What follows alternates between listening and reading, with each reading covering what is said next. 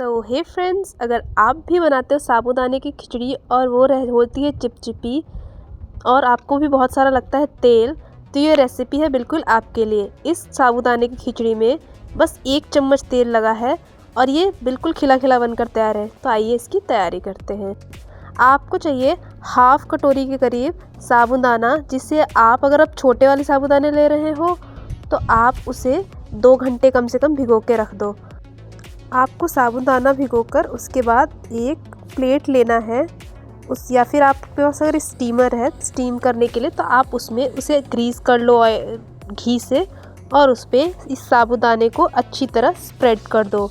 हम साबूदाने को स्टीम करेंगे जिससे हमारा बहुत ही कम तेल में खिला खिला साबूदाना बनकर तैयार हो जाएगा। मेरे पास स्टीमर नहीं है तो मैं जुगाड़ करूँगी और आपको भी बताती हूँ कि हम कैसे बिना स्टीमर के भी अपने साबूदाने को बहुत ही अच्छी तरह से स्टीम करके तैयार कर सकते हैं। आपको साबूदाना भिगोने में एक गलती हो जाती है कि आप उसमें बहुत ज़्यादा पानी डाल देते हो, तो आप ऐसा ना करें।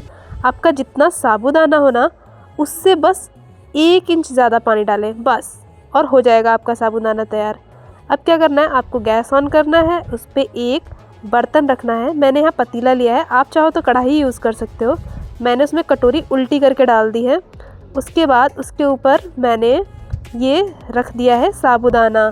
मैंने पानी भी यूज़ किया है। पानी की डालने के बाद मैंने कटोरी रखी है, फिर उसके बाद ये साबूदाने वाली प्लेट लगाई है।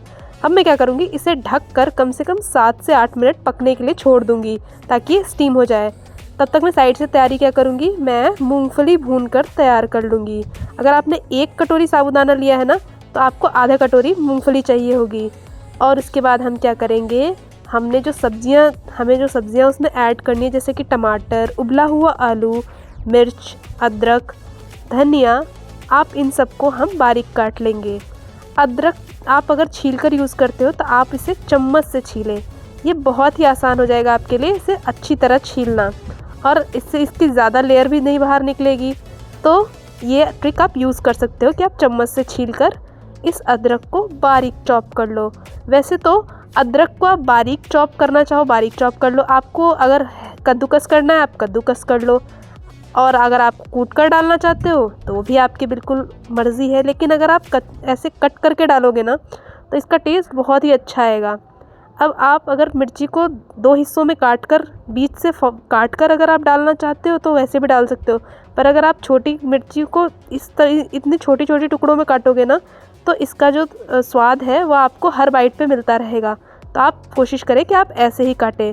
अब आप अपने हिसाब से आपको जितना अच्छा लगे आप उतना हरा धनिया डालें। अब हमने जो मूंगफली भून के रखी थी हम उसे पीस लेंगे और एक कटोरे में निकाल लेंगे।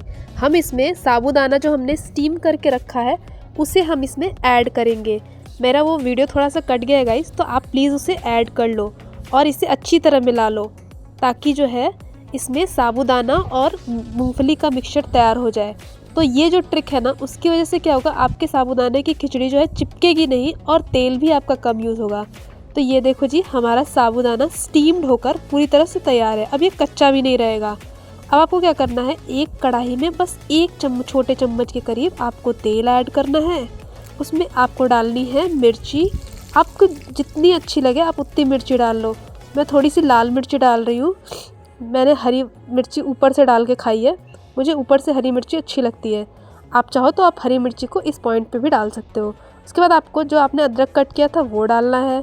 फिर आप इसमें टमाटर ऐड करेंगे। टमाटर ऐड करने के बाद आपको क्या करना है, आपको जितना भी नमक आपके स्वाद है उस हिसाब से आप स्वाद के हिसाब से अपना नमक ऐड करोगे, जिससे क्या होगा, टमाटर अच्छी तरह पककर तैयार होगा और टमाटर का जो कच्चापन आता है ना वो बिल्कुल खाने में अच्छा नहीं लगता, तो वो भी नहीं आएगा। अब इस टमाटर के मिक्सचर को बहुत ही अच्छे से आपने भूनकर तैयार कर लेना है इस तरह से।